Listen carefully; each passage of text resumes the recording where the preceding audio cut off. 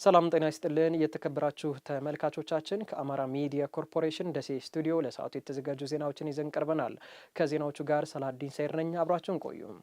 በሰባተኛው ሀገራዊ ጠቅላላ ምርጫ ንቁ ተሳታፊ ለመሆን የምርጫ ካርድ መውሰዳቸውን አስተያየታቸውን የሰጡ የኮምቦልቻ ከተማ ነዋሪዎች ተናገሩ።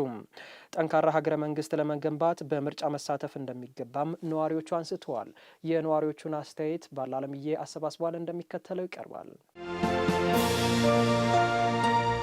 ምርጫ ካርዴን አሁን እኔ አውጥቻለሁ። በምርጫው መሳተፍ ግድ ነው። የሚያስተዳድረን መርጠን መገኘቱ መብታችንን ማስከበር ነው። ለሰላማችን፣ ለእኩልነታችን፣ ለነጻነታችን ብንመርጥ ጥሩ ነው። ምርጫ ካርድ አውጥቻለሁ።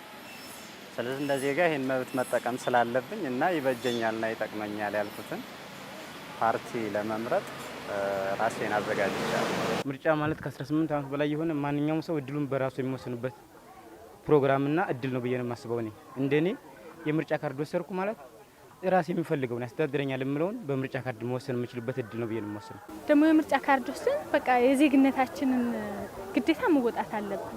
ማንኛውም እድሜው ከ18 ዓመት በላይ የሆነ ወጣት ባለበት አካባቢ ያለበት የምርጫ ጣቢያ አካባቢ ሄዶ የምርጫ ወረቀት እንዲወስድና የሚያስፈልገውን ወይም ይሆነኛል የሚለውን አባል በመምረጥ ራሱን አልፎ ማህበረሰቡን ማስጠቀም ወይም ነገ ከነገ ወዲያ የተሻለ ከዚህ ኢትዮጵያን ከፍ ለማድረግ የተሻለ ይሆነኛል የሚለውን በራሱ ተነሳሽነት መምረጥ አለበት ብዬ አስባለሁ። ከፓርቲዎች የሚጠበቀው አሁን እኛ እንደምናየው ከሆነ ብዙ ጊዜ የነሱ ማኒፌስቶ የምንከታተለው ወይም እየሰማን ያለ ነው በሚዲያ ሽፋን ብቻ ነው እና እያንዳንዱ የፖለቲካ ፓርቲ ደግሞ ዝቅ ብሎ ህዝቡ እንዲገነዘባቸው ትልቅ አስተዋጽኦ ማድረግ አለባቸው ብዬ አምናለሁ። ነገ የተሻለ ዲሞክራሲያዊ ምርጫ እንዲመርጥ ፈለገውን ምርጫ ወስዶ ራሱን ተነሳሽነት በራሱ ፍላጎት እንዲመርጥ የራሱን ድርሻ እንዲወስድ ወጣቱ በዚህ ምክንያት መግባባት አለበት ብዬ አስባለሁ። በሰላሙም ጉዳይ ሰላምን ለማስከበር የፖለቲካ ፓርቲዎች ሚና መጫወት አለባቸው። ባይመረጡም ቢመረጡም ለሰላሙ እነሱ መስራት አለባቸው። ወጣት ማለት ሰርቶ መኖር የሚችል የተለያየ ነገር መቀበል የሚችል ብሩህ አእምሮ ያለው ነው። ቢያንስ ነገ ጧት ሊመራ የሚችለውን ሰው አሁን በካርድ መወሰን ይችላል። የበጋ መስኖ ስንዴ በማምረታቸው ተጠቃሚ መሆናቸውን በደቡብ ወሎ ዞን የቃሉ ወረዳ አርሶ አደሮች ገለጹ። ከበጋ መስኖ ስንዴ ልማት ከ88 ሺህ ኩንታል በላይ ምርት ለመሰብሰብ እየሰራ መሆኑን የወረዳው ግብርና ጽሕፈት ቤት አስታውቋል። አበሻን ላይ በደቡብ ወሎ ዞን በቃሉ ወረዳ 029 ቀበሌ የስንዴ ክላስተር ማሳ ውስጥ ነው የምንገኘው። እንዲህ አይነት ስንዴ ያውም በበጋ ይመረታል ብለው ጠብቀው እንደማያውቁ የአካባቢው አርሶ አደሮች ተናግረው የተለያዩ የግብርና ፓኬጆች መጠቀማቸውንም ገልጸውልናል። አሁን ይሄ በጣም ጥሩ ነው። አያያዙንም እያያችሁት ነው። በቃ መታጁ ሁሉ ነገር አቋሙ ሜትሩ ራሱ አሁን በሜትር ብትለኩት ራሱ ቁመቱ ሁሉ ነገር ያማረ ሆኗል። እለት ተለት ባለሙያዎችም ይመጣሉ። እርሻው ምን ደርሷል፣ አሁን ይሄ አስፈልጎታል፣ ይሄ አሁን አስፈልጎታል፣ መድኃኒት አስፈልጎታል ወይም ይሄ ነገር አስፈልጎታል ማለት ድረስ ክትትል እያደረጉ ነው። ይሄ ውሃ ተይቶ ይኖር ነበር፣ ምንም አይንቀሳቀስም ነበር። አሁን ሞተሩ ቴክኖሎጂ እየተሰፋች መጣ፣ ሞተር መጣ። በሞተሩ ሽቅ በፓምፕ ስናመጣው ይሄን የመሰለ ይዘት አለው። እገዛው ታረሰ ወይ ታየመ ወይ ተዘራ ወይ ጠጣ ወይ ተጎናችን ናቸው። በሆኑት የ029 ቀበሌ የግብርና ባለሙያው መዚድ ሀብታሙ አርሶ አደሩ በኤክስቴንሽን ስራዎች ከጊዜ ወደ ጊዜ የባህሪ ለውጥ በማምጣት በበጋ መስኖ ስንዴ በዘንድሮ ዓመት በነቂስ ወጥቶ መስራቱን ነግሮናል። እንደ ቀበሌያችን የሰጠን 120 ሄክታር የበጋ መስኖ ስንዴ ተሳትፈናል። ከነዚህ መካከል 240 አርሶ አደሮች ተሳታፊ ሆነዋል። ስለዚህ ስንዴው የምታዩት በጣም በንቅናቄ የግብርና ኤክስቴንሽን ስጥረት በማካሄድ በአደረጃጀት ዘርፍ ስለተሰራ የተለያዩ ግብዓቶችን መስመር ፕላስ ማዳበሪያ ፕላስ አካባቢ ዘር እንደዚሁም ደግሞ መስመር ፕላስ ምርጥ ዘር የተጠቀምንበት አጋጣሚ ያለ።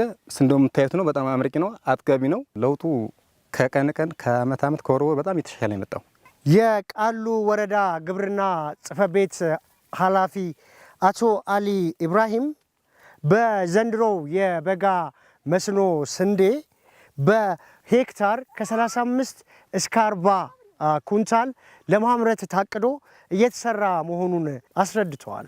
የምግብ ዋስትና ልዕልና እናረጋግጣለን ስንል ከዝናብ ጥገኝነት ወይም ሬኒፋይድ ከሆነ አግሪካልቸር መውጣት መቻል አለበት። ከዝናብ ጥገኝነት የተላቀቀ ግብርና በመፍጠር መስኖን ከፍ በማድረግ አመቱን ሙሉ የምናመርትበት ጊዜ ነው። ኦፍ ሲዝን የሚባል የለም። አንዱ ትልቁ ማሳያ መንግስት ባስቀመጠው ዳይሬክሽን መሰረት ትልቁ ነገር የበጋ መስኖ ስንዴ ነው። በዚህ አመት እንደ ቃሉ ወረዳ 2000 ሄክታር እቅድ ተሰጥቶን 2203 ሄክታር ከ100% በላይ በ23 ቀበሌዎቻችን የበጋ መስኖ ስንዴ ልማት ፈጽመናል። በዚህም ከ88000 ኩንታል በላይ ምርት ይገኛል ተብሎ ይጠበቃል። የሆስፒታሉ አገልግሎት አሰጣጥ ከጊዜ ወደ ጊዜ እየተሻሻለ መምጣቱን የመካነ ሰላም ጠቅላላ ሆስፒታል ተገልጋዮች ለአሚኮ ተናገሩ። ሆስፒታሉ በሀገራችን ከሚገኙ ከ400 በላይ ተመሳሳይ ተቋማት ጋር ተወዳድሮ በአገልግሎት አሰጣጡ በወርቅ ደረጃ ተሸላሚ መሆኑን የሆስፒታሉ ስራ አስኪያጅ ገልጸዋል። ከድራሌ ዝርዝር ዘገባ አለው። ወይዘሮ ማሚሽ ማሩ ነዋሪነቷ በወግዲ ወረዳ አብየ ጉርባ ቀበሌ ሲሆን ለከፍተኛ ሕክምና መጥታ በመካነ ሰላም ጠቅላላ ሆስፒታል ነበር ያገኘናት። የ7 ወር ነፍሰ ጡር የነበረችው ወይዘሮዋ በህመም ምክንያት በሆስፒታሉ እንድትገላገል ከተደረገ በኋላ ልጇ በጨቅላ ህጻናት ጽኑ ሕክምና ክፍል ክትትል እየተደረገለት ይገኛል። ተፈጥሯዊ የጊዜ ዑደቱን ሳይጠብቅ ለተወለደው ልጇ በሆስፒታሉ እየተደረገ ያለው ሕክምናን በተመለከተ ጠይቀናት ይህም ብላለች። ዝም ብሎ ፈሳሽ ነገር መጣ። ከዛ ዘውኛ ጤና ጣቢያ ነበር እዛ ወረዲ ከዛ ወግዲ ሊፈራሉም ተወግዲ ደሞ አንችልም ብለው ወዲህ ሰደዱ። አሁን ይሄው እነሱ ናቸው እየታገሉልኛል። መድኃኒት በሰዓት እየመጡ እየተቆጣጠሩልኝ ነው። እስካሁን ድረስ ልጅ በእነሱ ነው ያለ። አሚኮ ያነጋገራቸው ሌሎች ተገልጋዮችም ሆስፒታሉ በአገልግሎት አሰጣጥ በህክምና መሳሪያዎችና በመድኃኒት አቅርቦት ከጊዜ ወደ ጊዜ እየተሻሻለ መምጣቱን ተናግረዋል። በፊት ከካርድ ክፍል ጀምሮ በጣም አዝግ ነበረ። እሱን ነገር ግን አሁን በጣም ተስተካክሏል። በህክምናም በባለሙያም ደረጃ አገልግሎት ካሰጣጡ ጀምሮ በፊት የነበረውና አሁን ላይ ያለው በጣም ትልቅ ለውጥ ነው ያለው። ትናንትና ማታ ነው የመጣሁት። እሱን አሞብኝ ወደ ታች ነበር የሚለው። አሁን እግዚአብሔር ይመስገን ደህና ነው። መድኃኒቱም አለ። እስካሁን ያጣሁት ምንም ነገር የለም። ሁሉም ሙሉ ነው። ህጻናት ላይ ምንም እንትን የለውም። ወዳው ነው የምንገባው። ሆስፒታሉ ለዚህ ለቦረና አይን ሆኖ እያገለገለን ነው። ከዚህ በበለጠ ሪፈራል ሆስፒታል እንዲሆንልን ምኞታችን ነው። የመካነ ሰላም ጠቅላላ ሆስፒታል የዲጂታል ሪፎርምን ተግባራዊ በማድረጉ የአገልግሎት ፈላጊዎችን የቆይታ ጊዜ ወደ 35 ደቂቃ ማውረድ ችሏል። በተጨማሪም የዲጂታል ሪፎርሙ ለሆስፒታሉ በርካታ ትሩፋቶችን አስገኝቷል ይላሉ የሆስፒታሉ ሜዲካል ዳይሬክተር ዶክተር አያሌው ጥላሁን። የአንድ ታካሚ የቆይታ ጊዜ በአማካይ 90 ደቂቃ ይወስድ ነበር። ይህን ዲጂታላይዜሽን ከተገበርን በኋላ ስታንዳርዱ የሚለው 45 ደቂቃ ነው። አሁን ላይ ያለው የአንድ ታካሚ የቆይታ ጊዜ ወደ 35 ደቂቃ ወርዷል። ዲጂታላይዜሽን ቴክኖሎጂን በመጠቀማችን ታካሚዎችን የመረጃ አያያዝ ያዘመንበት፣ የታካሚዎች የመረጃ ሚስጥራዊነትን የጠበቅንበት፣ እርካታ የጨመርንበት ሂደት ነው። የመካነ ሰላም ጠቅላላ ሆስፒታል ስራ አስኪያጅ ሀሰን አሊ በበኩላቸው ሆስፒታሉ 1.6 ሚሊዮን ለሚጠጉ የ6 ወረዳ ማህበረሰብ ክፍሎች እንደ ሪፈራል ሆስፒታል ሆኖ እያገለገለ ይገኛል ብለዋል። ትላልቅ አገልግሎቶችን እየሰጠ ነው የሚገኘው። ለ1.6 ሚሊዮን አካባቢ ህዝብና ከ6 ወረዳዎች በላይ በሪፈራል ሳይትነት ነው እያገለገለ የሚገኘው። ሆስፒታላችን ከ227586 በላይ ተመላላሽ ታካሚዎችን በዚህ 9 ወራት ያየንበት ሁኔታ ነው ያለው። ወደ 17363 ያህል ከነዚህ ውስጥ የድንገተኛ ታካሚዎች ናቸው። ወደ 1711 ያህል ደግሞ የወሊድ አገልግሎት እየሰጠንበት ሁኔታ ነው ያለው።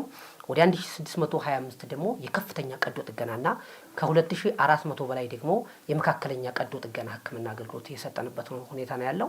ሆስፒታሉ ባለፈው ወር በተካሄደው የኢትዮጵያ ሆስፒታሎች ጥምረት ለጥራት በወርቅ ደረጃ ተሸላሚ ከሆኑ ሆስፒታሎች አንዱ መሆኑንም ነው ስራ አስኪያጁ ያስረዱት። የተከበራችሁ ተመልካቾቻችን ከአማራ ሚዲያ ኮርፖሬሽን ደሴ ስቱዲዮ ለሰዓቱ የተዘጋጁ ዜናዎች የተከታተላችኋቸውን ይመስላሉ። ከዜናዎቹ ጋር ሰላሀዲን ሰይር ነኝ። በያላችሁበት መልካም ጊዜም